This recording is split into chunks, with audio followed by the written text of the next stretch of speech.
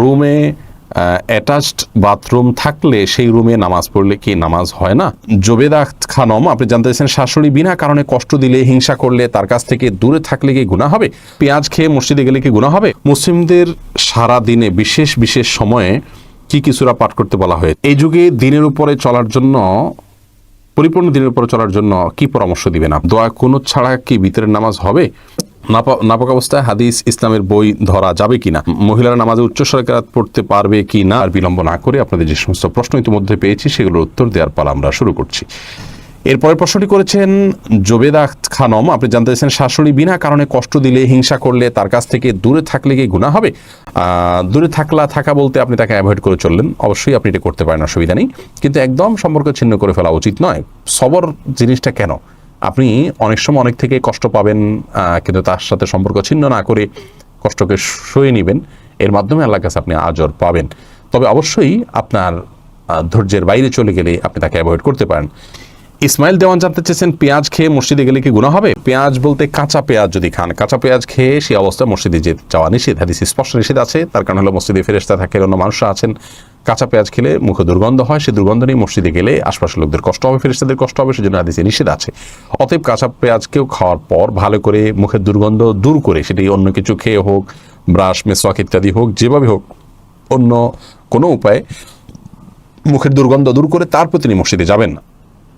ফাতেমা ইসলাম জানতে চেয়েছেন রুমে অ্যাটাচড বাথরুম থাকলে সেই রুমে নামাজ পড়লে কি নামাজ হয় না? এটা কতটুকু সঠিক? না, এটা ভুল কথা। অ্যাটাচড বাথরুম থাকলে সেখানে নামাজ হবে না এমন কোনো কথা কোরআন অথবা হাদিসের কোথাও বলা হয়নি।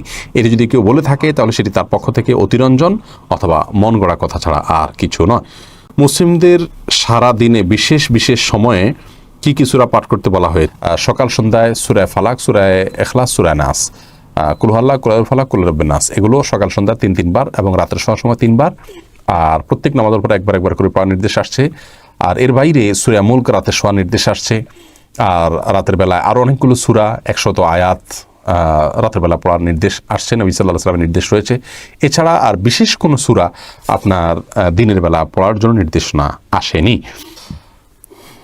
এই যুগে দিনের উপরে চলার জন্য, পরিপূর্ণ দিনের উপরে চলার জন্য কি পরামর্শ দিবেন আপনি?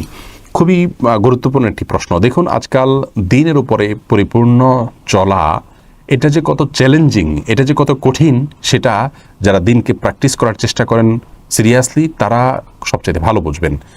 শয়তান তার দোসররা এই পৃথিবীটাকে এমনভাবে সাজাচ্ছে যে দিনের প্রতি বিশ্বাসটাই ধরে রাখা আমাদের জন্য কঠিন হবে, এবং চ্যালেঞ্জ দিন দিন বাড়ছে।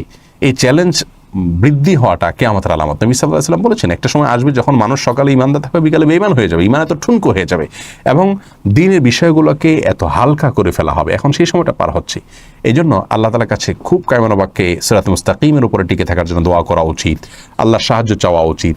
নিজের জায়গা থেকে সিরাতুল মুস্তাকিমের পর চলার জন্য যারা সত্যিকারের তাকওয়া চর্চা করেন, বলিষ্ঠ ঈমানের অধিকারী থাকেন, সে সমস্ত ব্যক্তিদের মাঝে তাদের সাথে উঠা বসা করা উচিত, তাদের সান্নিধ্যে থাকা উচিত। রাকিবুল ইসলাম জানতে চেয়েছেন দোয়া কুনুত ছাড়া কি ভিতরের নামাজ হবে? হলে তা দেখুন, দোয়া কুনুত এটি ভিতরের জন্য ওয়াজিব। অনেক উলামা ইকরাম এটিকে সুন্নাহ বলেছেন, যেমন আরবিয়ান স্কলাররা, সৌদি আরবের উলামা ইকরাম এটিকে সুন্নাহ বলেছেন।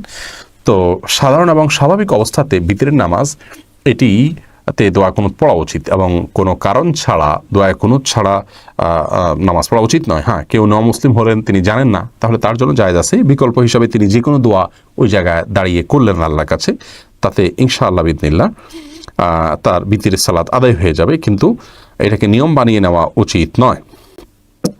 নাপাক অবস্থায় হাদিস ইসলামের বই ধরা যাবে কিনা? যেখানে আরবি লেখা আছে ধরা যাবে, কোনো অসুবিধা নেই। কোরআনে কারীম যদি থাকে, শুধু কোরআনে কারীম স্পর্শ করবেন না। এছাড়া ইসলামিক বই পুস্তক, সেখানে হয়তো কোনো একটা পাতায় আধা লাইন, 1 লাইন হয়তো আরবি লেখা আছে বা হাদিসের মূল পাঠ আছে, সেটি আপনি নাপাক অবস্থায় বা মাসিক চলা অবস্থায় ধরতে পারেন, তাতে গুনাহ হবে না। পিরিয়ড অবস্থায় মহিলারা নামাজে উচ্চস্বরে কেরাত পড়তে পারবে কি না, এটা জানতে চেয়েছেন মেঘ রহমান। আপনি মহিলারা উচ্চস্বরে নামাজে কেরাত পড়বেন না, তবে ঘরে যখন নামাজ পড়বেন রাতের নামাজগুলো গুনগুনিয়ে তারা অবশ্যই আদায় করতে পারবেন।